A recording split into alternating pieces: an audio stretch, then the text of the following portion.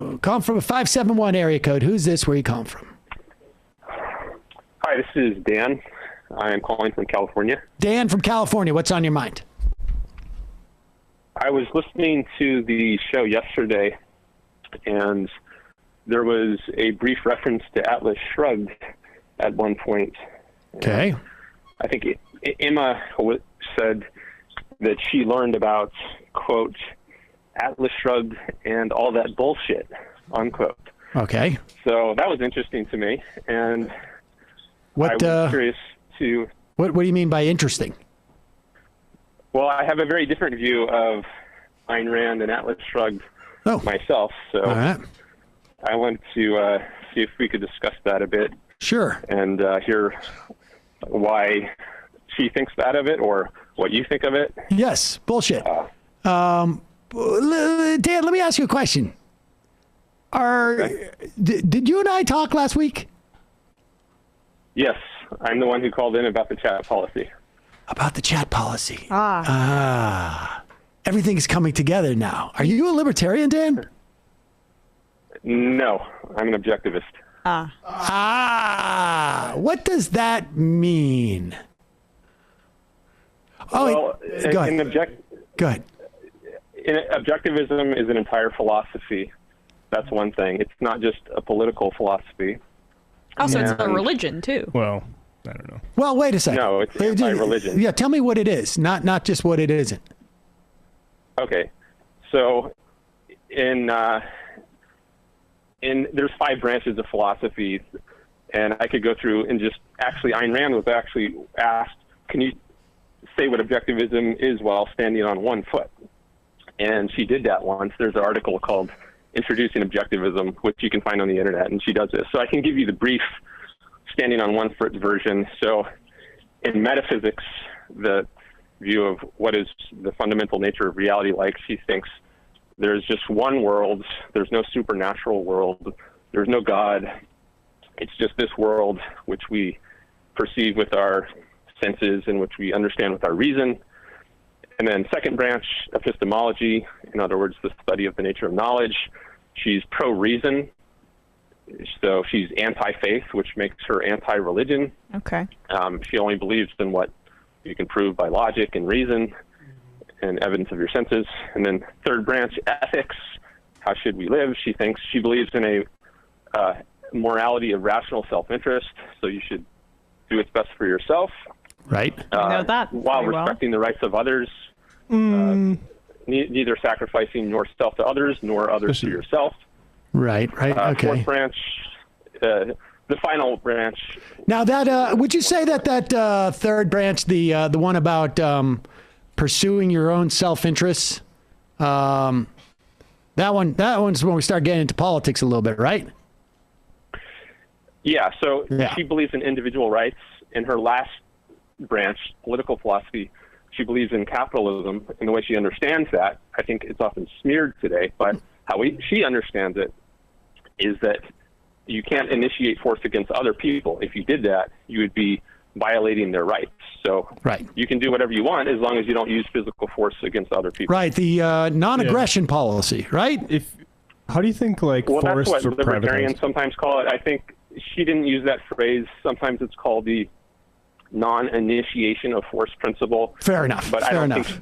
Now, these are things that you subscribe to too, right? I mean, this isn't. I mean, she's just the person who came up with this stuff. You don't perceive her as some type of demigod or anything. Or like a deity, right? Since it's not religious in nature. I mean, I admire her tremendously. I mean, that comes across. I think she's like a supernatural being. Okay, but I mean, in terms of just non-supernatural beings, she's right up there, right? I mean, she's almost supernatural. She's like Plato, basically. Right? I think she was a heroic person, and she lived a very Did it bum you out when life. you found out that she took Social Security? No, actually, I recently produced a video about that, which I'm going to be releasing soon on my YouTube channel, which deals with that smear of her that she was a hypocrite for taking money back that was looted from her through this program. And she actually discussed it herself in her article, The Question of Scholarships, which is available free on the internet. So there's no problem at all. It's perfectly consistent with her principles of non-coercion. I see. Okay. She was just retrieving her property, as it were. Exactly. What about Medicare? Well, she thinks that people should not be forced to pay for others' people. Actually, Medicare pays out more than it takes in. That's why I asked Medicare. Well, it's premised on taxation. Everything that is funded by taxation is funded via coercive means. Right. So if you want to voluntarily help pay for other people's health care, you are free to do that in a capitalist system. Right. What you are not free to do is to forcibly take others people's money and make them. Don't believe in taxation. Don't believe in taxation. Oh, or coercion. Right. If you understand that to mean coercion, then she's against it. She's against tax. Well, taxation is necessarily coercive. You don't really get a choice. If you're going to be a member of this society. I've heard people define it in different ways. Some people think, some people talk about voluntary taxes, and you might not want to use the word. There's no such thing as voluntary taxes. You understand it in this. Taxes are coercive. Period. Definitionally. Okay. Yeah. Sure. If you want to define it that way, then she's against taxes. Okay. All right. And let's just be clear here. You're not infertile. Because I sort of felt bad the other day. I was a little bit confused as to whether or not you could actually have children. But that's neither here nor there. I know that was a funny little bit that people have made a lot of hay of. I know it. It was funny. I mean, actually, here, hold on, play the song for 1 second. Did you hear this? Because I want to get into I want to get into the political aspects of your philosophy that guides your life. Because I'm not really that terribly interested in philosophies. But play this. This is actually pretty funny. This video is aimed at anyone who wants to learn more about infertility. I was wondering if you're open to talking about your chat room policy. It is in the bylaw. Yes, please tell me what my chat room policy is. It's just saying silly comments. YouTube chat. So I block the people who are being rude and obnoxious to me. All right, that's good. We should put a link to that song. It's pretty amazing. It's called Dante's Infertile. Kind of a good pun. All right, but Dan, not Dante. Listen. I got to be honest with you. I'm not terribly interested in your philosophy, in philosophies, like how this deals with your life. Whether you believe in God or not believe in God or anything like that. That's all. None of that stuff really is implicated in the context of this show. But I'm more interested in what it means in terms of your politics. Now, you don't believe in taxes. You think taxes are immoral. And do you believe in and you believe that society can do better if everyone pursues their own self-interest? Is that one of the tenets of your philosophy or worldview? Okay. Yeah, now let me ask you this. Okay. What do you do about antibiotics? Would you take antibiotics? Because, if everybody takes antibiotics, which is, for anything, which as an individual makes a lot of sense because, if I have something that can be cleared up by antibiotics, I take it. If it doesn't clear it up, there's no really big harm in terms of the antibiotics, me taking them, as long as I take them as prescribed. However, when we get into the overuse of antibiotics, we are developing superorganisms or organisms that are mutating and making antibiotics less effective. So what do you do in that type of situation? What do you do with antibiotics? What do you do with the impetus to do what's in your rational self-interest when in fact you pursuing your rational self-interest actually has a detriment to society? Well, if you can show that it does physical harm to other people, then you could... Well, it doesn't do physical harm to other people. It makes antibiotics less effective if you just take them all the time, if you're not in any way circumspect in the way that you take them. But it is in your own individual self-interest to have antibiotics. I mean, I imagine you wouldn't even allow for the licensing of people to prescribe drugs. Why would the state do that? Why? I mean, a licensing. I don't. No, don't get caught up in the licensing. I'm just saying that the reason why we inhibit the use of antibiotics is not because it's not in the interest of any given individual at any given instance to take antibiotics. It's because we're afraid of antibiotics becoming ineffective. Wait, so you're saying that if people take antibiotics, if there's too much use of antibiotics, there is a great fear within the medical community, and there's a lot of indications that the overusage of antibiotics, on the whole, the collective overuse of antibiotics is making them less effective long term. And yet, as an individual, it makes sense for me to defer to antibiotics because there's no detriment to me as an individual to take these antibiotics. Okay. So you're saying there's a conflict between what's good for the individual, correct, and what's good for the society. Yeah. I mean, there are kinds of examples like that you could raise, and it's not always obvious. Right? And it's pretty obvious. This one's obvious. This one's super obvious. That's why I brought it up. It's super obvious. So you think assuming this effect is real, the solution that's obvious is what? Well, the point is that it sort of puts to it illustrates that what might be good in the rational self-interest of the individual is not good in the interest of the collective and of society. And I wonder how someone like you deals with that reality.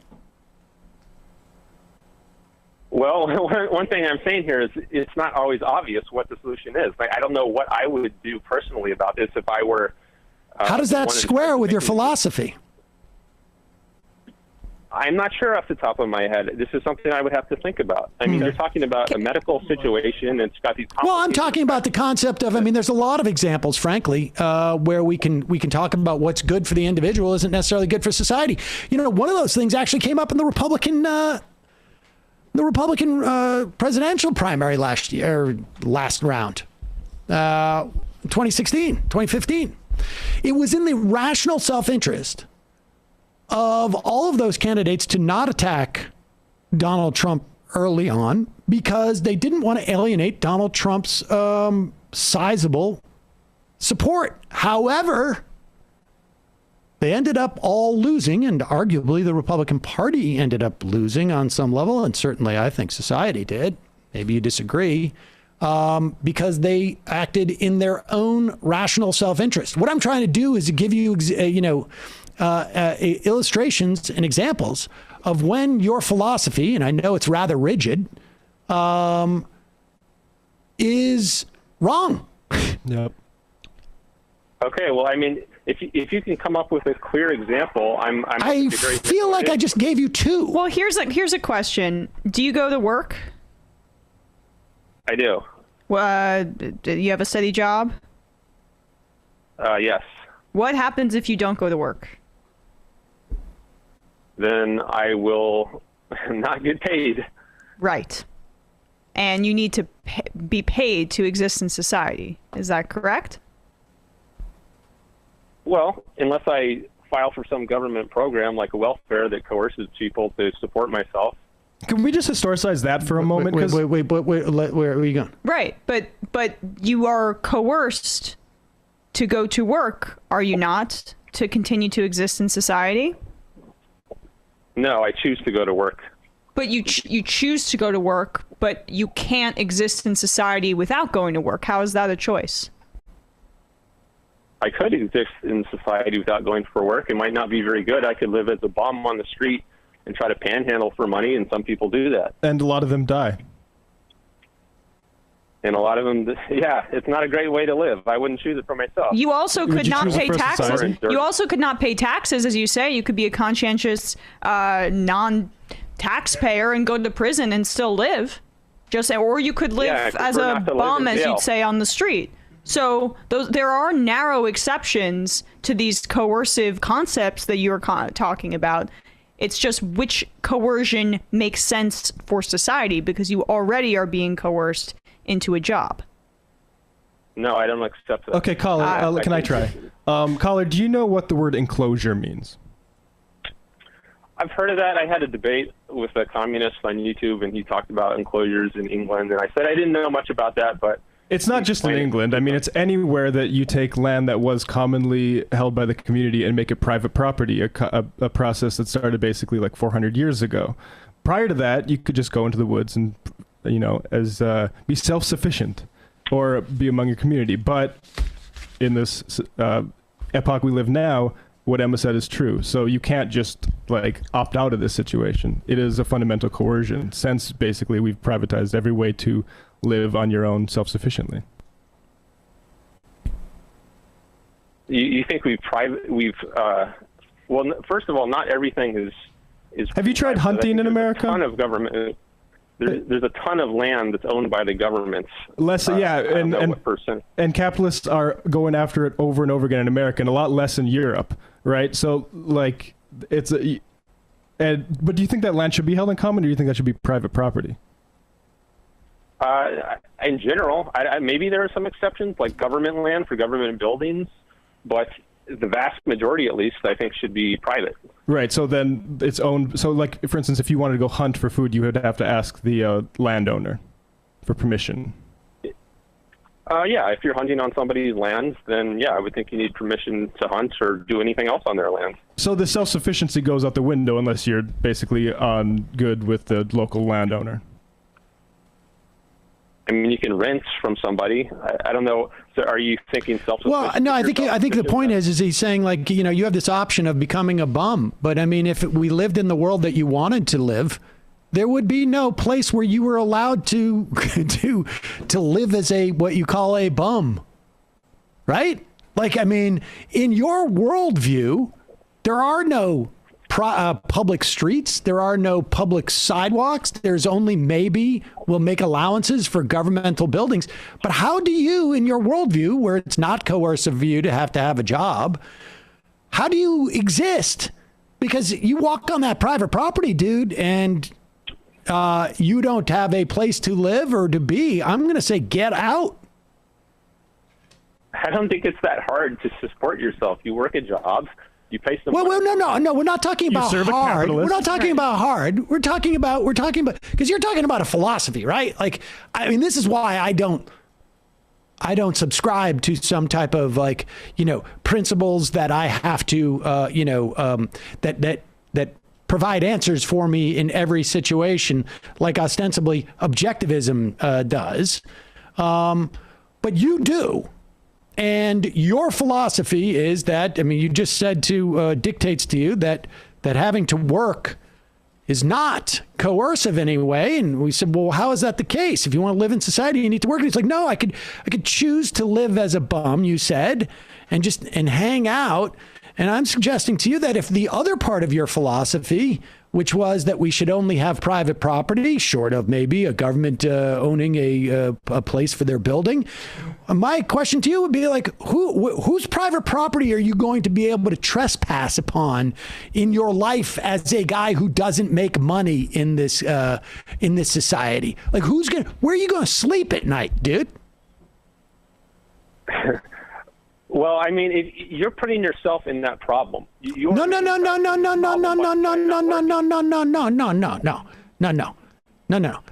You're putting yourself in that property. You're that problem. You're saying that there is an option to not working and to not getting government largesse. And what is that option in which you can survive?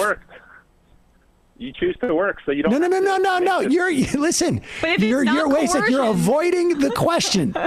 I'm saying it's a choice. It's a free choice, right? So there must be an option. Yeah. What's the option to not working in this society, in particularly the society that you envision, where everything is owned privately?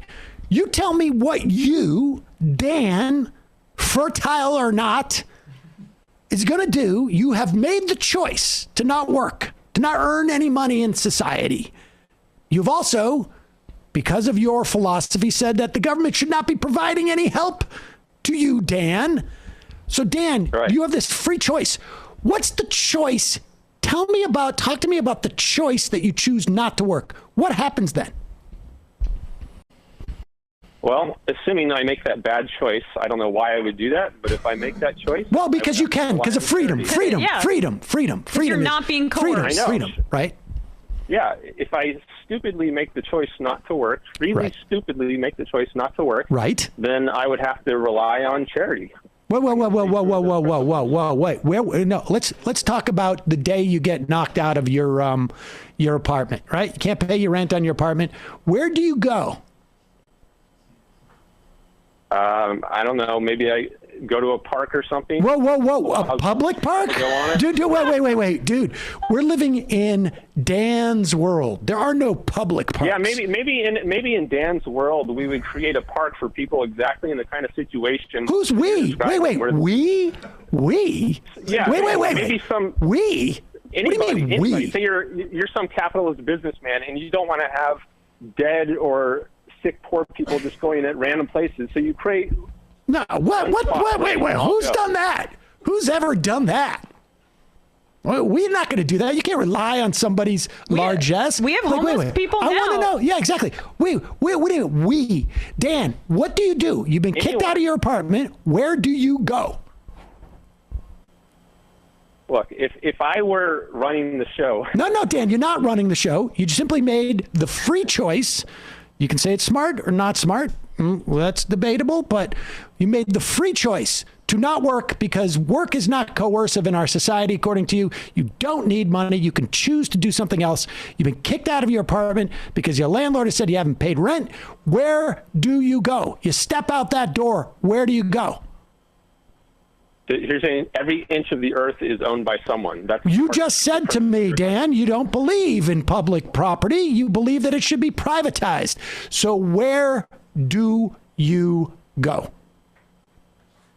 All right, let me see if I can think this through. So I'm kicked out of my apartment, and I guess any other street I walk on, I hear the music. Yep.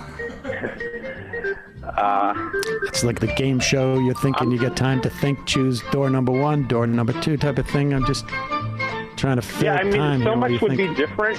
There would be so much different in this world that I don't know what all the options would be. I would assume that the free market would have evolved a mechanism by this time to handle the kind of, well, that's a hell of an assumption. Well, wait a second. I'm just curious what that evolution would look like. The free market would be like incinerator. Like maybe we get if you can't pay your rent and you got to step out, we're not going to allow you to step on.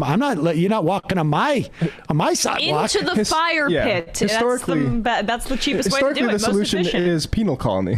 Yeah, I mean, maybe I would put you in a labor camp, like a privatized one, of course, or maybe the incinerator. Maybe I get a contract from somebody from the government, but there's that nasty government again. I guess the point is that I'm trying to make here, and the reason why you can't come up with this answer is either the need for money is coercive in our society, or the world in which you envision is not real or possible. You are imagining about this really weird case. I'm curious. It's not going to be. It's just the one that just happened. It was just literally the one that just sort of we walked into because we could have had this conversation about, and it could have been 20 other examples. Because you said work isn't coercive, and you're saying taxes are coercive, but work is not. That's why we're in this hypothetical right now. Well, let me ask you about this. If you're alone on an island, you have to work to survive, right? What? If you're alone on an island, do you have to work to survive? Do I have to work to survive? I would. Yeah. Well, I mean, if I'm alone on the island, guess what? I brought also a bunch of food and a bunch of other stuff, too. Well, how about if there's 2 people on the island? Does one own it and the other works for the person? No. Hold on. You're getting ahead of sorry. Us. You're alone on the island. Yeah. Do you have to work to survive?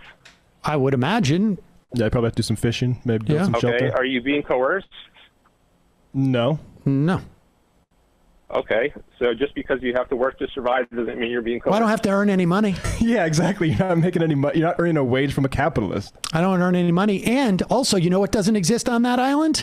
property. Private property. Yeah, exactly. Nobody owns that island. Nobody has It's it. all public property. Now, if it's all private property and I don't have money, I probably die. Money is irrelevant on the island. Oh, well, so isn't You property. have to work Okay, to survive. I'll tell you what, dude. If you eliminate private property, I will have no issue with people working to survive. Yeah, work is good. Work for capitalists, especially when it's compelled by the state powers, is not. It's a different thing. So if you're alone on the island and you have to work to survive, you're not going to be as well off as if there was someone there who could be your employer and offer you a job. Who's already got a system that's established. What? And you can just easily walk into that and earn a wage. Wait a second. I'm alone on the island, but there's a boss there? Who's going to determine my wage? Your life would be much easier if there were an employer to help you out. You know what would be even more? Wait a second. That's such You're telling me fuck energy, so dude. If I'm alone, wait. You're saying my life on the island would be easier if I was working for an employer on the island alone. How much do you love your boss, Dan? Can we just talk about Robinson Crusoe for a second? Like, if there was another person on the island, okay, I don't buy that it would be more helpful if he was a boss. But if he was willing to work for you for no wage, that would be ultra helpful, actually, and maybe more historically accurate. But he wouldn't be a boss. A random boss just there to tell you what to do and how much you get for how much work you did? That would not be helpful. A boss that just... Is it the idea that the boss just knows productivity so well that he can teach you exactly the way to build the hut and fish for fish? Like, that's just the divine power of bosses? No, I'm saying that employers are helping you survive. They're not making your life worse. So they're not that's not true. What do they do with the political system? That is an interesting take. But you know what, Dan? We have spent a lot of time on this, and I cannot tell you. I appreciate it. Call back in about A equals A. I want to talk to you about A equals A maybe on a Thursday. Yes. All right. Bye-bye. All right. And Dan, your boss and I am really appreciates your loyalty. Sorry about your inability to have children. If only... Wait, did I get that right? No, it's the other way around. Okay, no. Right. You are fertile. Do we have his theme song, though? Maybe just to play him out? I love the idea of a deserted island, but there's an employer. It is, of course. I'm alone on this island, except there's a job creator. The harrowing story of Employer Island. Robinson Crusoe, LLC.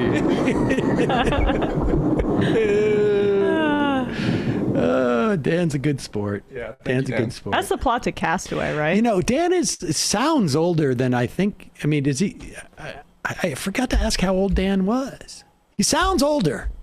That's so funny. Sounds older than I would imagine he must be. Well, we should say, though, Dan, as Ayn Rand fans go, you weren't, you're at the top of the heap. Yeah. I love the libertarians who are not libertarians. Objectivist. I know. Yeah, It's an even more myopic perspective on the world, which is somehow possible. Penny from New Mexico says, I can't believe you're still wasting time with this guy. I'd much prefer hearing other more thoughtful and important conversations from the MR audience. I've actually turned off the show for long stretches and come back to find you still talking to him. I know I can't. But you missed the part about the deserted island, except for the boss. That's that would have been a twist in Lost, right? Like that. Yes, right. That's what they find when they find the bunker, show. right? What is this? Is this a job opening? I didn't know there was any civilization on this island. Oh my God. I can get in on the ground floor in the mailroom.